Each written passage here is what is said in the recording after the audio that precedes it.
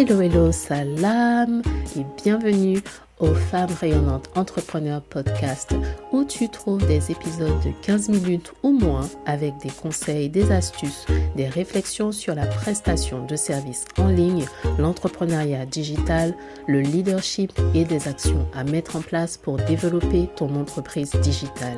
Ici, c'est work hard, play hard. On bosse dur et on s'amuse, on se détend.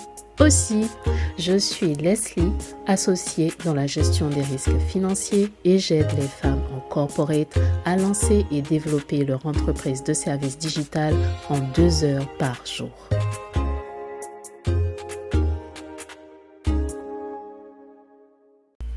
Hey, rayonnante entrepreneur, nouvelle semaine, nouveaux objectifs et c'est parti. Alors j'espère que tu as déjà défini tes objectifs de la semaine, idéalement quelques-uns. L'idée ce n'est pas de crouler sous une liste, mais d'avoir des choses bien précises en tête que l'on veut continuer, que l'on veut terminer, sur lesquelles on veut avancer dans la semaine.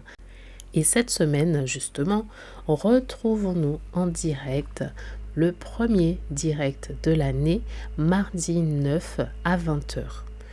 Nous allons parler de leadership, de finances et de la gestion des priorités.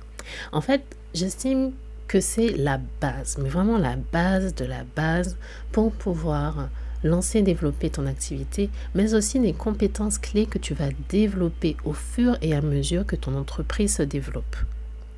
Et tu me diras peut-être, le leadership, Leslie, est-ce qu'on en a vraiment besoin dès le départ si j'ai pas d'équipe, si j'ai pas encore de salariés, si je suis solo entrepreneur et que je vise pas ce genre de sphère. Écoute, oui, tu en as quand même besoin parce que le leadership commence déjà avec toi-même.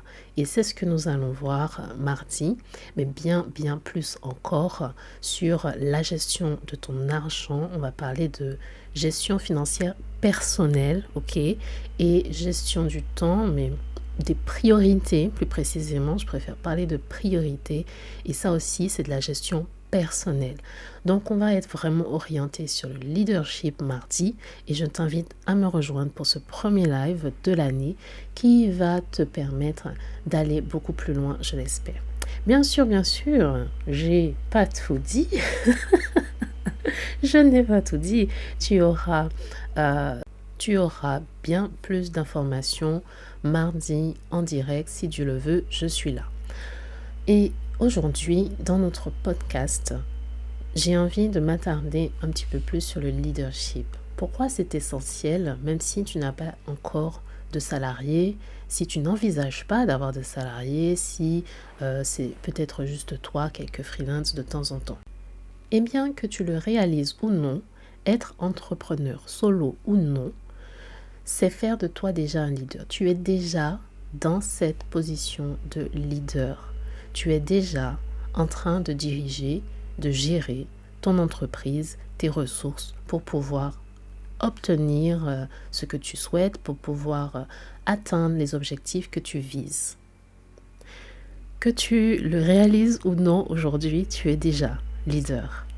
Donc, maintenant, pourquoi c'est important? C'est que ça va te permettre de communiquer avec plus d'aisance sur la vision que tu as de ton entreprise. C'est une compétence qui va évoluer aussi avec le temps et c'est aussi ce qui te permet de définir des objectifs clairs qui sont alignés avec la direction que tu veux prendre. Et je pense que le meilleur des leaderships, parce qu'il y a différents types de leadership, différents styles, mais le meilleur d'entre eux, c'est lorsque tu diriges les choses en montrant l'exemple. C'est une chose de dire certaines choses, c'est une chose d'élaborer des communications, de faire des pitchs, de parler, de parler en fait, de brasser de l'air, de parler. Mais c'est une autre chose que de passer à l'action et de diriger les choses, de faire preuve de leadership en étant un exemple.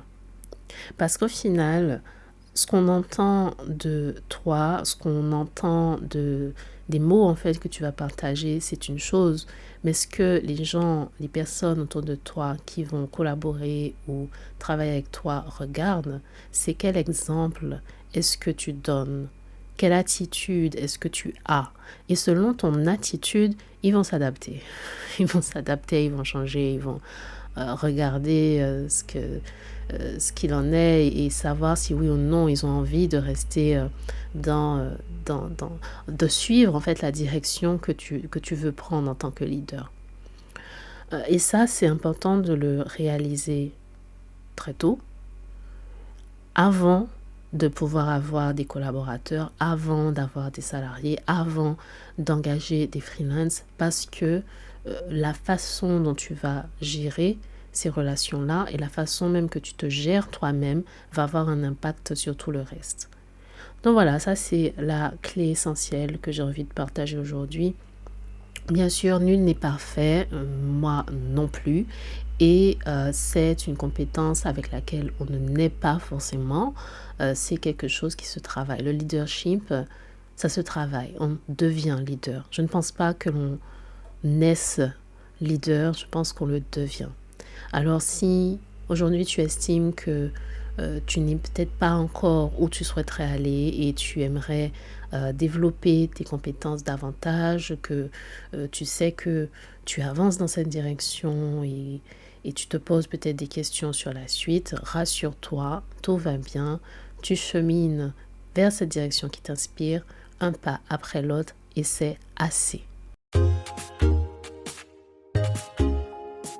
Il est temps de rayonner en ligne.